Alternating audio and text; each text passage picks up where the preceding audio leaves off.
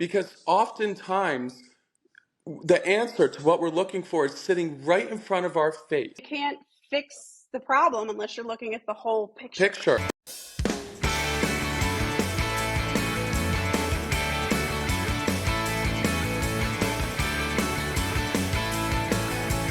Welcome back to Bit by Bit. I'm Michelle Drum, your host, and I'm with the Farmhouse. I am the director of creative and e-commerce, and I am here today again with our friend Adam Rittenberg, and he owns AJR Bits. Yes, I'm happy to be back for another episode 2.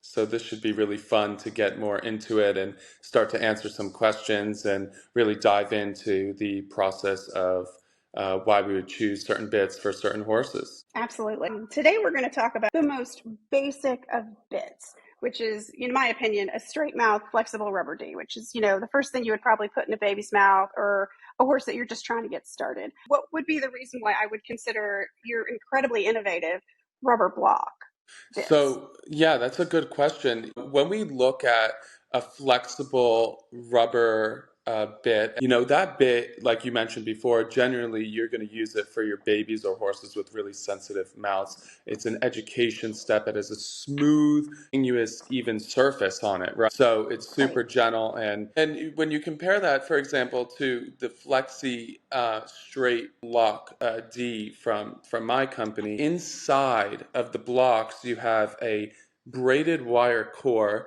that's then wrapped in a plastic tube and then heat sealed to ensure that that wire doesn't poke through the bit. Those rubber blocks taper down in diameter to sort of give more room in the horse's mouth, and the blocks themselves cover more surface area on the horse's mouth, so it lies between a normal snaffle and a twist. As the horse leans against those blocks, it sort of applies pressure onto the bars of the mouth, which would discourage them from fixing and leaning. So that's why, that bit, I wouldn't typically use it on a young, sensitive horse or for a rider with not the greatest hands, because it would be doing the opposite of what we want. But if we have a really heavy horse, and it's still sensitive, so I don't want to, take away its, forward intentions.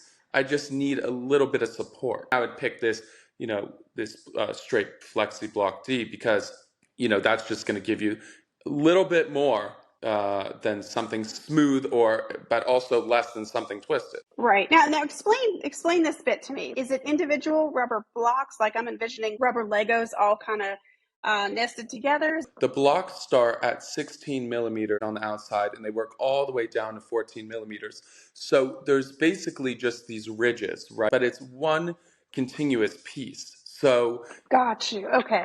It comes out of one mold. Right, but there's basically the indentation to create blocks between the different segments. Exactly. So gotcha. Exactly like Legos, if you use like a little connector between them, right? Right. So it functions as like a solid piece, would you say? It does, but also it's flexible, right? With that braided wire core, and we use that for safety. I think a lot of bits in general, they're not made safely. Most people don't think about the safety aspect because they're not riders. It's not their kid on top of the horse. It's not them on top of the horse. They're just corporate, and that's okay. But at AJR, we definitely prioritize the safety. I don't want to ride in something that, hasn't at least taken the steps to, ensure I'm safe. Right. Let me ask you another question about the flexible block. Does it sit in one spot, or does it have the ability to turn as the horse mouths the bit, or is it nested against the cheek as one solid piece? Yeah, this is it would be fixed. But it's an interesting question because there's 3 different firmnesses to that bit. We have the Flexi, the straight, something called Morph, which is something I created on accident. I wanted to invent this Flexi bit before I discovered the braided wire, and I thought, how am I going to create a bit? I wanted it to have shape memory because there's horses with paramouths, right? Where they have a problem. Maybe they're missing teeth. Maybe they're this. Maybe they're that. And I wanted the bit to be able to be shaped and stay during the duration of the ride. So maybe you wanted more curve in your bit. Maybe you wanted less. Maybe you want a little higher on the right, little, lower on the left. I don't know. You can physically manipulate You the can, horse. yeah. If you Oh, bend it, it's wow. going to stay in that shape until you change it. That's great. I think a lot of people are going to really like because there's so many times they want the bit, for example, perfectly straight. But then there's some people that want the same bit, but they want it with a little curve. But now I've given you both. Right. So, Yeah, you can have whatever you want. yeah, that's right. Yeah. That's really cool. So, what are the advantages of the FlexiBlock? Why would you choose that over maybe say a stainless steel, just a stainless steel I mullen mouth bit? think, well, that's a really interesting question. And I get asked that a lot. Why do you use synthetics so much? Well, in the beginning, I didn't. And then I realized just like people have allergies, just like people have preferences, so do horses. And I think that we miss a lot of the time as riders, horse owners, grooms, we miss the fact that they also have opinions. So through my, trial and error, I discovered that there are horses that simply prefer rubber. So these rubber block bits are made from TPU. And so if you imagine a Kong ball that we give the dogs, right?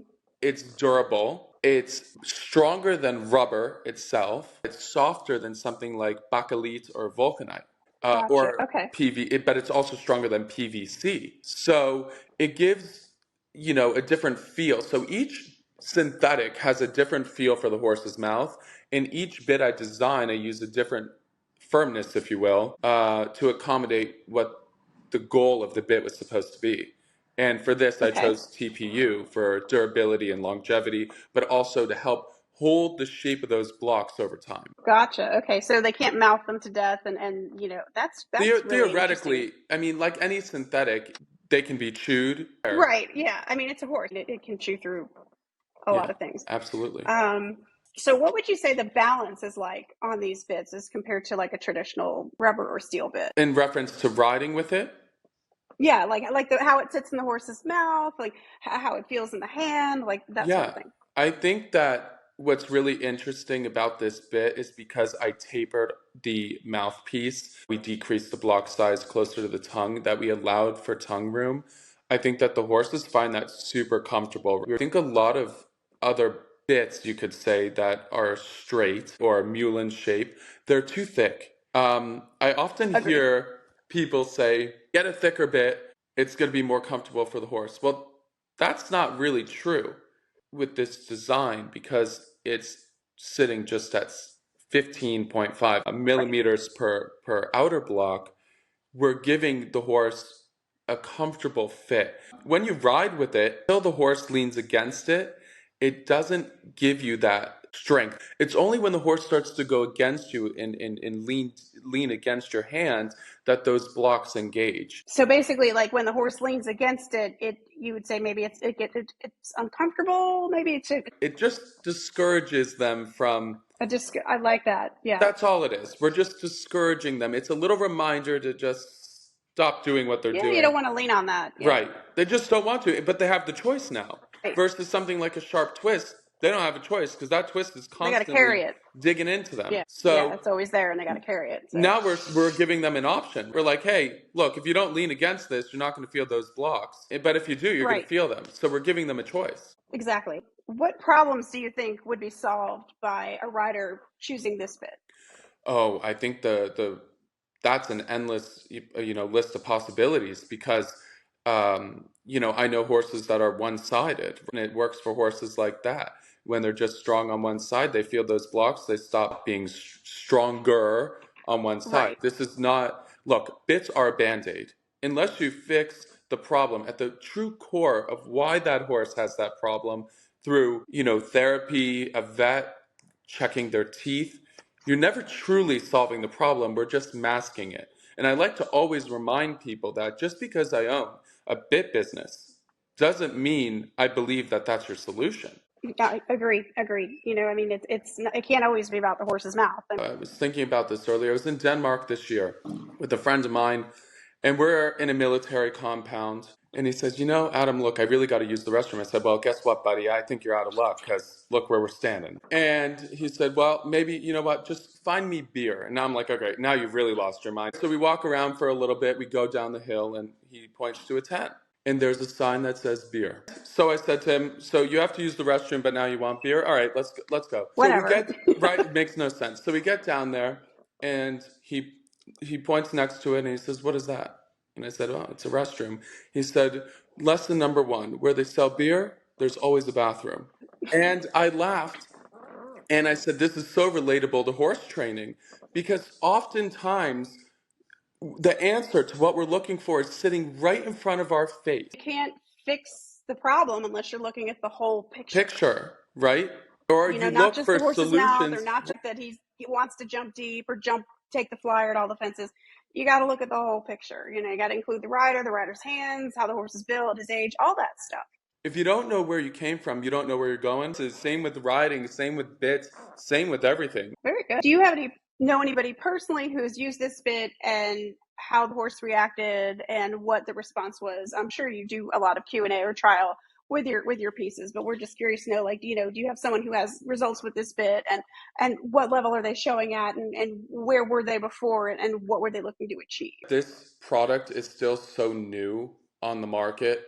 I did release it and do trials with some 5-star riders. I also gave it to some amateurs to try as well. We go through a thorough testing on all these bits. We're really sure before we put them on the market. I had a client actually call me the other day and ordered 3 more. And I'm like, what? You need 3 more of these? And she said, all my horses are going in them now. She said, because they were all going in twists before, and it was just too sharp for me.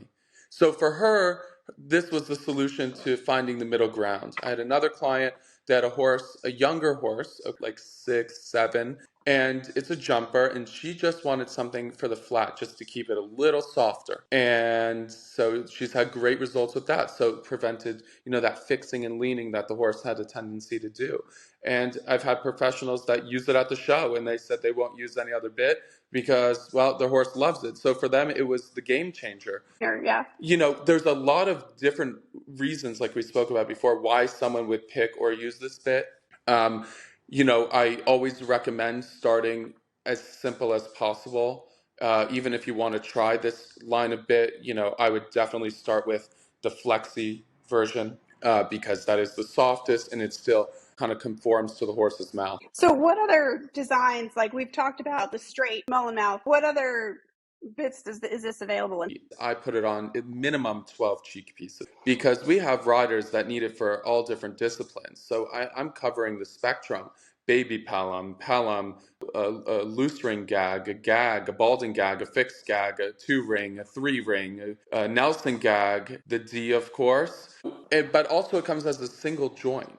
It also comes as a hinge, which I only do at the moment custom. Is there anything else that you think we should know about, the FlexiBlock and why it's a good choice? I think in general, everyone should own one because it's useful in the stable. Instead of jumping to a twist, the first reaction should be, let me try this block bit. You can see, does that feeling work for my horse? And a lot of times, I would say 8 out of 10 times it's going to work, whether you're using it on the flat, whether you're using it for over the fences, maybe you're going to use it to school a dressage horse at home. There's so many different reasons why you would use the bit as a training tool, as a competition tool, as an educational tool. But certainly our job as riders, we must remember that the horses are our friends.